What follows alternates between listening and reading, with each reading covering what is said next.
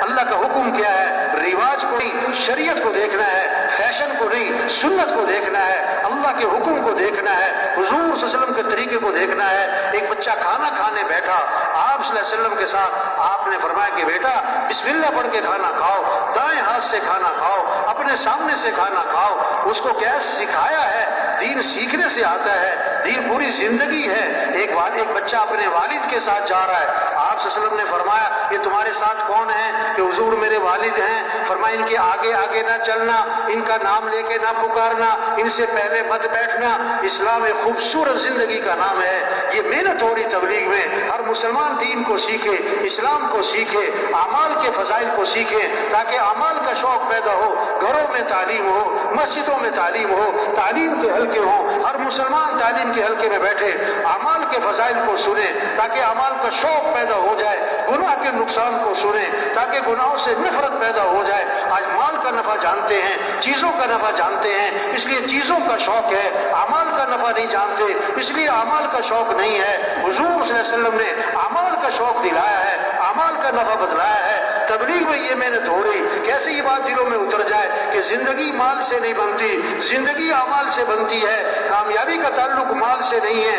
کامیابی کا تعلق اعمال سے ہے۔ اللہ کی جو مدد ہے مال والوں کے ساتھ نہیں ہے، اللہ کی مدد اعمال والوں کے ساتھ ہے۔ اللہ نے مال سب کو نہیں دیا، اعمال سب کو دیے ہیں۔ ہر آدمی مال والا نہیں بن سکتا، ہر آدمی اعمال والا بن سکتا ہے۔ سرمایہ وہ نہیں ہے جو موت پر چھوٹ جائے، سرمایہ وہ ہے جو موت پر ساتھ جائے۔ مال ساتھ نہیں جائے گا، اعمال ساتھ جائیں گے۔ سرمایہ مال نہیں ہے، سرمایہ اعمال ہے۔ سرمایہ دار مال والا نہیں ہے، سرمایہ دار اعمال والا ہے۔ سرمایہ دار اعمال والا ہے یہ جس کے پاس اعمال نہیں ہے۔ یہ فقیر کون ہے؟ جس کے پاس مال نہیں؟ نہیں، فقیر وہ جس کے پاس اعمال نہیں۔ یہ قبر کا فقیر ہے، یہ قیامت کا فقیر ہے، یہ آخرت کا فقیر ہے۔ صحابہ کے پاس مال نہیں، اعمال تھے۔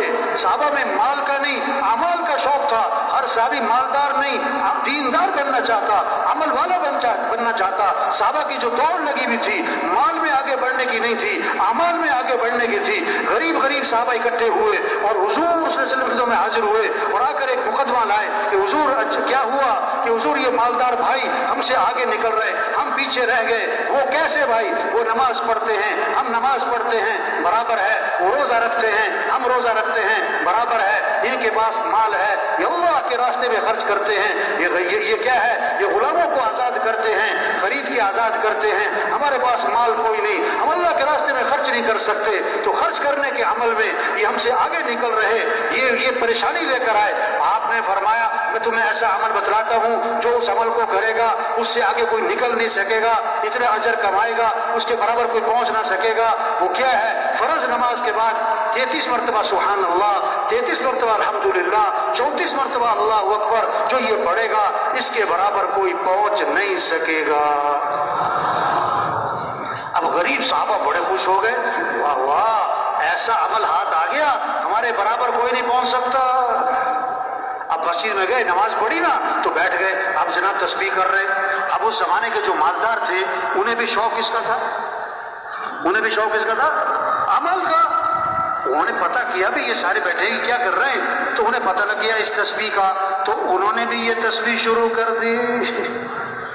اب غریب صاحب پھر پریشان، دوبارہ آپ کی خدمت میں حاضر ہوئے، آ کے عرض کی اللہ کے رسول وہ تو مالدار بھائیوں کو پتہ لگ گیا اس تسبیح کا، انہوں نے بھی شروع کر دی، وہ تو پھر ہم سے آگے نکل گئے۔ تو آپ نے پتہ کیا فرمایا؟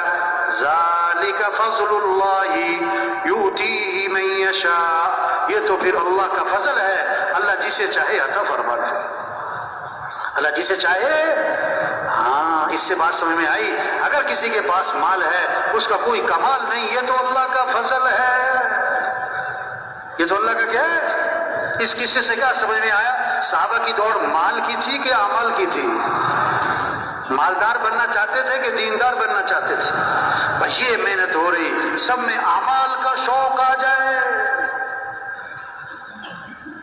گھروں کی آبادی چیزوں سے نہیں ہے، گھروں کی آبادی مال سے نہیں ہے، زیور فرنیچر سے نہیں ہے، ٹائل پتھر سے نہیں ہے، گھروں کی آبادی اعمال سے ہے، اعمال سے ہے، اعمال سے ہے۔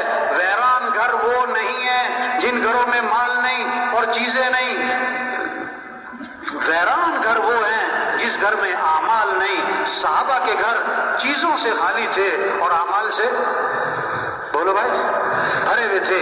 آج گھر چیزوں سے بھرتے جا رہے اور اعمال سے کیا ہو رہے؟ اعمال سے کیا ہو رہے؟ گھروں میں جو رحمتیں آئیں گی، گھروں میں جو برکتیں آئیں گی، گھروں میں جو خیریں آئیں گی، وہ مال کی بنیاد پر نہیں، چیزوں کی بنیاد پر نہیں، بلکہ گھروں میں برکتیں، رحمتیں اعمال کی بنیاد پر آئیں گی. گھروں میں نماز کی فضا ہو، گھروں میں قرآن کی فضا ہو، گھروں میں ذکر کی فضا ہو، گھروں میں دعاؤں کی فضا ہو، گھروں میں سجدوں کی فضا ہو، گھروں میں رکوع کی فضا ہو، گھروں میں یہ اعمال ہوں، گھروں میں رحمتیں آئیں گی، گھروں میں برکتیں آئیں گی، گھروں میں خیریں آئیں گی، گھروں سے شر ختم ہوگا، فتنے ختم ہوں گے، نفس اور کیا ہے شیطانی اثرات گھروں سے ختم ہوں گے اور نحوستیں ختم ہوں گی. اگر گھروں میں اعمال زندہ ہو جائیں، اعمال زندہ ہو جائیں، گھر کا ہر فرد قرآن پڑھے، گھر کا ہر فرد قرآن پڑھے، 1 سپارہ 2 سپارے 3 سپارے، اماں قرآن پڑھے، بیٹا قرآن پڑھے، بھائی قرآن پڑھے، بچیاں قرآن پڑھیں، شوق ہو. ایک صحابی رضی اللہ عنہ نے رات کو قرآن پڑھنا شروع کیا، ان کا گھوڑا بھدکنے لگا. وہ قرآن پڑھے تو گھوڑا بھدکے، وہ قرآن پڑھے تو گھوڑا بھدکے. بیٹا ساتھ سو رہا، ڈر لگا کہ گھوڑے کا پاؤں بیٹے پر نہ آ جائے. جب سلام پھیرا کہ گھوڑا کیوں بھدک رہا ہے، دیکھا تو آسمان پر ایک نور ہے سفید بادل کی طرح اور آسمان کی طرف اٹھتا چلا گیا. اب یہ کیا ہے؟ پتہ نہیں کیا ہے. آپ کی خدمت میں حاضر ہوئے، سارا قصہ سنا کر دریافت کیا کہ اللہ کے رسول یہ کیا تھا آسمان پہ؟ آپ نے فرمایا یہ آسمان سے فرشتے اترے تھے تمہارا